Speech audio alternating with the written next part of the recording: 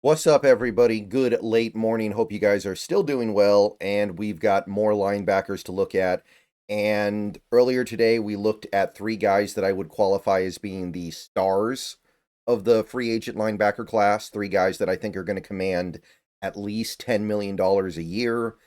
Now we're going to move down a little bit to what I would call high end starters. These are guys that you're going to have to pay a good amount, like probably more than 7 million a year, but less than 10 if I had to estimate. I think you sign these guys planning to make them the starter day one, and you sign them to make your team better, but you're not going to have the over the top stud level of play that you're going to get out of the guys in the previous video. So if you lose Ernest Jones and you don't want to break the bank on his replacement because you feel like McDonald is good enough to make it work with any linebacker that fits his scheme, this is what you might do. So, three guys, again, I only see three guys in this group. And I think that the first one is Divine Diablo. So, Divine Diablo of the Raiders, like Spillane, who we talked about in the previous video, former third round pick. He's carved out a pretty good career with the Raiders. Hasn't played a full season yet, but he's only missed 5 games combined over the last 2 seasons. He's started every other game. That's not bad. He had a 100 tackle season in 2023. Numbers did slip significantly in 2024, but he is out there grinding. I don't get the sense that Divine Diablo has gotten to the point where he's considered to be a significant plus player, though. And I feel like whoever signs him is going to be hoping that him getting to age 27, which is your physical prime in theory, is going to push him to that next level where he becomes a plus player. And that's not an unreasonable bet. He hasn't been bad on his rookie deal, but that big breakout year where he became a big-time impact player didn't happen. Maybe that's because he's playing next to a guy like Spillane. It's harder to look good, but it doesn't stop other players from looking really good, right? Playing next to Bobby Wagner didn't stop KJ Wright from looking good, so I don't know if I buy that. Pro Football Focus is pretty lukewarm on him, 57.3 this last year. Nothing remarkable about his play in general, and it's not even 700 snaps. It's not like he had to play the whole season like Spillane did. And the year before that, it was a little bit better, 60.7 on almost 800 snaps, but we're still not talking about anything over the top exciting if you take PFF as a meaningful score. So I don't really know about this one. I don't know about Divine Diablo. I think that he's a decent player. I think that there's going to be an assumption that he's going to become a good player in 2025 just by virtue of the fact that he gets older and hopefully lands on a better team. But you're gambling a little bit here, a little more than you would like, especially if you're going to have to give him a significant contract like Spotrac thinks.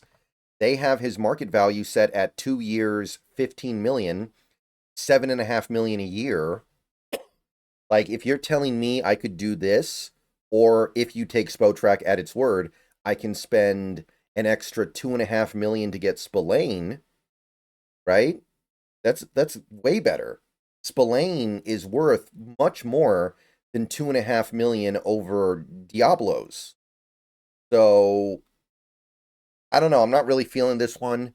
Maybe McDonald looks at him and goes, "This is exactly what I want. I just need to coach him up, and we'll figure it out."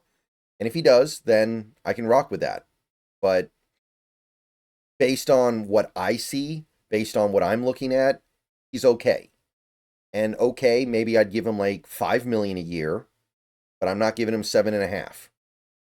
Next guy, Jamien Sherwood. Jamien Sherwood of the Jets spent his whole rookie deal with the New York Jets, and last year he blossomed into a full-time starter, had a good year for a pretty bad team, 160 tackles, 16 starts, missed 1 start, played in every game. Played in every game for the last 3 years, but he's only become a starter this last year, so you're definitely betting on 2024 being what he is, and you're hoping that he continues that level of play, maybe even goes above it in 2025. He's only 25 years old, by the way, so he's definitely young. If you give him a long-term deal, he should enter and stay in his physical prime for the duration of it. But I don't think one good year is necessarily going to push him over the top the way it will for Zach Bond. Zach Bond's about to play in the Super Bowl. Jamien Sherwood was on one of the worst teams in the league. His PFF grade was good, 73.8. We like that. Over 1,060 snaps. Good at everything according to PFF. So if we take PFF as a meaningful metric, that's positive. And the previous year, for whatever it's worth, he was graded out very well. He just didn't play that much, not even 200 snaps. So he seems like he is a good player, but I don't think this is a Zach Bond situation. I think this is a little bit lower than that. And Spotrac does reflect that. They have him getting 2 years, 14.4 million. So that's 7.2 million per year. I could definitely see something like that happening. I wonder if there's going to be a team that gives him a 3-year or even a 4-year deal because they want to have him during his peak years, which should be from 27 to 30. And right now he's 25. So a 2-year deal takes him through the 25 years old and 26 years old. But maybe they go, we want to lock him down for his 27-year-old season and his 28-year-old season. So maybe they go something like 4 years, 30 million. And I do like this guy. I'm not against it. I think it's a decent idea. I don't think he came out of nowhere necessarily. He was just like slowly coming up in that solid defense, and 2024 he took off. But yeah, I would not mind this. I think this would be a decent idea. You're getting a player on the rise. You're getting a player who is getting better. You're getting a player who, in theory, should be coming into his best football. And you're not doing it at a massive cost. Like if you did, like just hypothetically, let's say 3 years, 22 million, that's something you could push back to where that first year cap hit is like 4 million easily. And if you do it a 4-year deal, and I don't know if this guy should get a 4-year deal, he hasn't done that much yet. But if you did that, you could really push it back without issue. So, Jamien Sherwood, I'd be interested in this one if we lose Ernest Jones. I think he's good. I think that he deserves some money. I think maybe he's a little undervalued because he plays on such a bad team and it's only been one season. And unlike Zach Bond, he's not playing in the Super Bowl this week, so it's a little bit harder to get him that credibility with teams that have money. All right, so one more guy, and this is a guy we all know very well.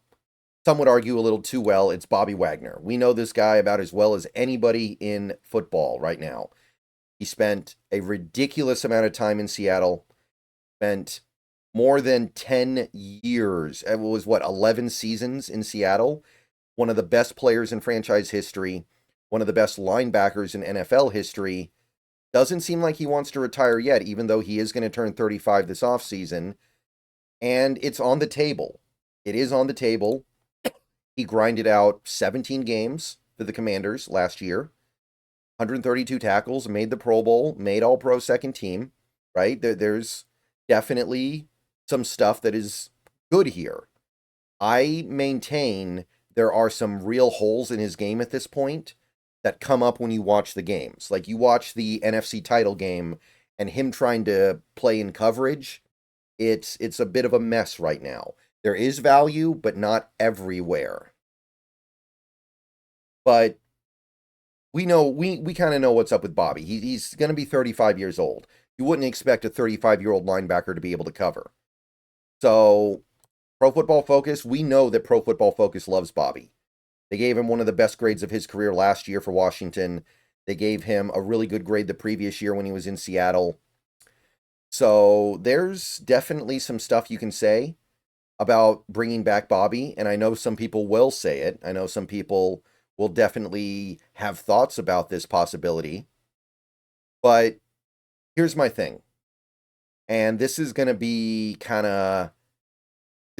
something that I'm not going to be able to really get past because I think it's pretty hard to argue against. We had Bobby Wagner 2 seasons ago, McDonald came in for Carroll, and if he wanted to keep Wagner in Seattle, I'm sure he could have. And he chose not to. And Bobby Wagner chose to go get coached by Dan Quinn, former DC who runs some Pete Carroll stuff and who Bobby Wagner has familiarity with. And it's not like Wagner was bad in 2023, right? I know maybe he was better in 2024. That's a debate that we could go back and forth on. I don't know.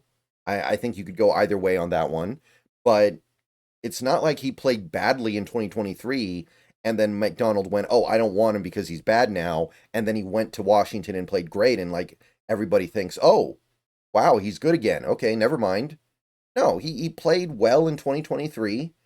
And McDonald still went, I'm not interested. So I don't think that changes because he goes to Washington and plays well. Because despite him playing well, there are still flaws here.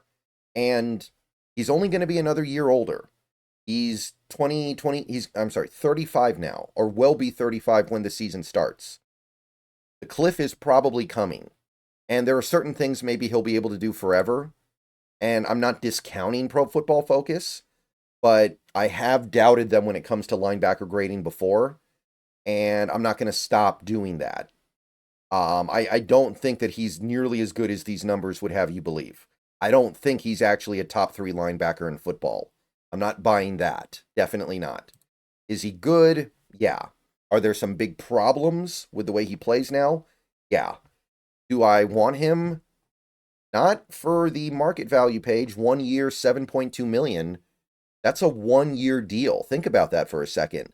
You can't do any backloading. You could do void years, but you can't backload it at all. There's nowhere to backload it. So 1 year, 7.2 million, all in one season, that eats way too much of the cap. So I don't think I'm doing it.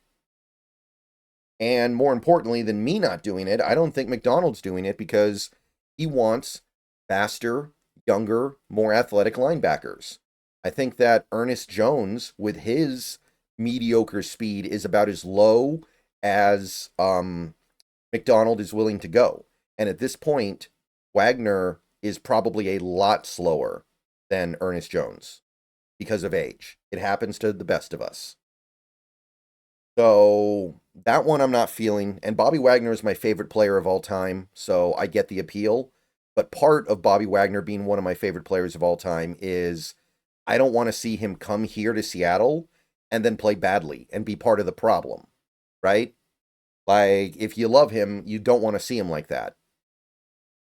So I'm not too interested. Maybe he comes here and plays pretty well, but I don't think there's any scenario where he comes here and plays elite because I think there are too many holes in his game at this point for him to be elite. And that's the recent, right? It's only going to slip from here. And again, the thing I keep coming back to is McDonald had a chance to re-sign him after 2023, and he chose not to. That tells me he wants to go a different way. He doesn't want to sign an ancient linebacker who is approaching the cliff. We don't know when he's going to get there, but he's going to get there. So I can't imagine the team being interested, and I'm not really that interested either. But those would be the 3 guys you would sign with expectations of getting high-end starter play. You would start them, you would hope they play every game, and you would expect better than average play, but not elite play. So let me know what you guys think. I'm going to get out of here. Go Hawks. More linebacker stuff coming later. A lot more linebacker stuff. So much linebacker stuff, you can't believe it. We're probably going to do linebacker stuff all day today and tomorrow, but we'll cross that bridge when we come to it. I'll see you guys later. Go Hawks. Those are your high-end linebacker starters. Give me your read.